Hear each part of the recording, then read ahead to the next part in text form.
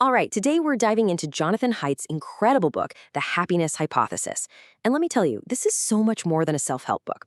It's basically a user's manual for your brain, mixing ancient wisdom with cutting edge science to tackle one huge question. Why is being happy sometimes so hard? And what can we really do about it? Let's get right into it. You know this feeling, right? It's that classic internal battle. One part of you makes a super logical plan, like, okay, tomorrow I'm definitely going to the gym. And then another part of you wakes up and decides that the couch is a way better idea. This isn't some flaw in your character. Turns out, this tug of war is just how our minds are wired. So, to really get a grip on this internal conflict, Haidt gives us this amazing metaphor that honestly might just change how you see yourself for good. Picture your mind as a writer sitting on top of a giant elephant. Just that one image, it explains pretty much every single struggle we have with self-control, with motivation, with making any real change in our lives. So let's break this down. The writer, that's your conscious, analytical brain. It's the part that makes plans, understands language, sets goals. But the elephant? Oh, the elephant is everything else. It's your gut feelings, your automatic reactions, your deepest cravings. It's ancient, it's immensely powerful, and frankly, it was running the show for millions of years before the writer even came along. And this is the core of it all. The rider can hold the reins and try to steer, but if that 6-ton elephant decides it wants to go a different way, well, guess who's going to win that argument? This is exactly why you can logically decide to wake up at 6 a.m., but when that alarm goes off, the elephant of comfort and warmth just slams the snooze button. Willpower alone doesn't work because you're trying to outmuscle an elephant. So if fighting the elephant is a losing game, what's the move? Well, the secret isn't to fight it, it's to train it. See, real lasting change doesn't come from brute force willpower. It comes from patiently, consistently teaching our emotional self, our elephant, new habits. The goal is to get to a place where the rider and the elephant actually want to go in the same direction. And Haidt points to 3 incredibly powerful science-backed methods for this training. First up, meditation. This is all about calming the elephant's anxieties and just turning down the volume on all that mental chaos. Second, cognitive therapy. You can think of this as teaching the elephant not to be so jumpy, to not be scared of every little shadow, by challenging and reframing those negative thoughts. And third, for some, medication can be a huge help in rebalancing the brain's chemistry, which makes the elephant way less reactive and a whole lot easier to guide. So the bottom line is this. Stop yelling at your elephant to change. It doesn't work. Instead, start training it with patience and with kindness. That right there is the beginning of true self-mastery. Okay, now that we have a better handle on our internal world, let's zoom out. Because our happiness isn't just an inside job, right? It is deeply, deeply connected to how we interact with the people around us. And it turns out, there are some fundamental social rules that are hardwired into our elephants. At the absolute core of human society is this thing called reciprocity. You know it. It's that automatic, powerful feeling that if someone helps you, you owe them one. A friend helps you move a couch, and you feel this deep need to help them back later.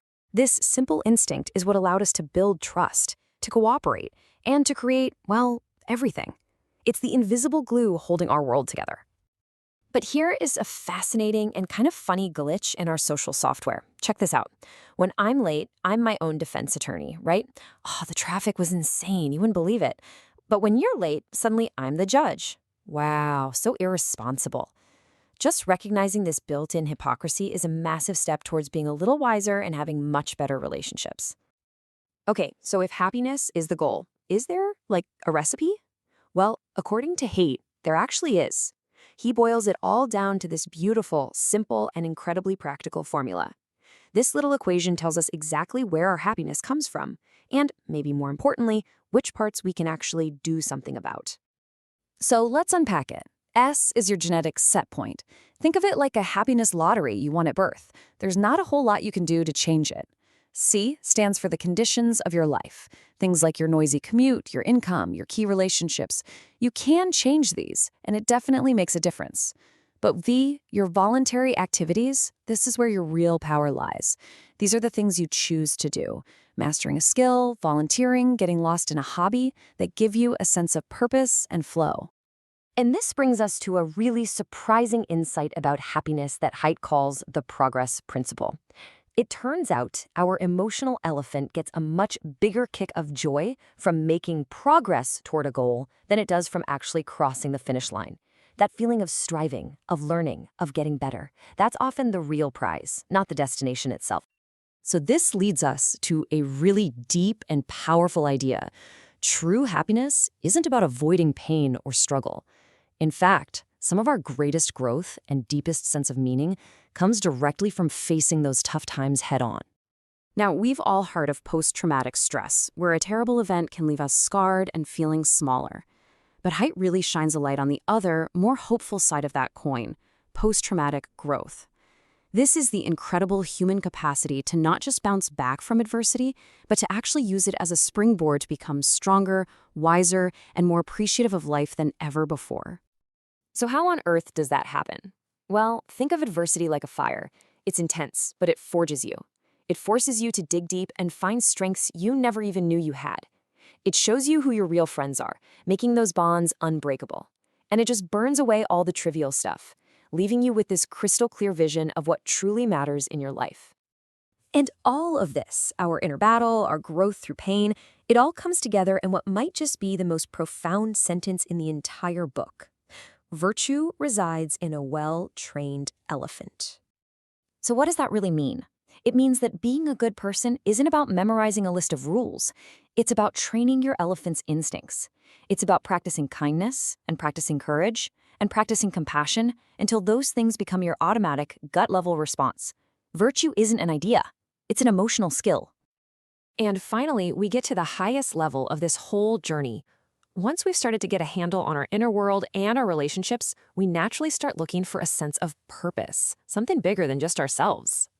Have you ever watched a video of someone performing an incredible act of selfless kindness, and you just feel this warm, uplifting, expansive feeling in your chest? Maybe even get goosebumps? That's what Haidt calls elevation. It's a moral emotion that literally lifts us out of our own petty concerns and makes us want to be better. It connects us to the best parts of humanity.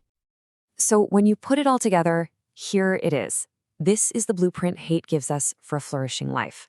It's about training your inner elephant, improving your external conditions, choosing meaningful voluntary activities, building rock-solid connections, finding growth in your struggles, and seeking a sense of meaning beyond yourself. It's not about chasing fleeting moments of pleasure. It's about building a life that is truly, deeply, and meaningfully well-lived. And that brings us to the end. But the real question is, now what? What are you going to do with all this? Forget about some massive life overhaul. Think smaller. What is one tiny, practical thing you can do today to start training your elephant? Because that small step, that's where the journey to a happier, more meaningful life really begins.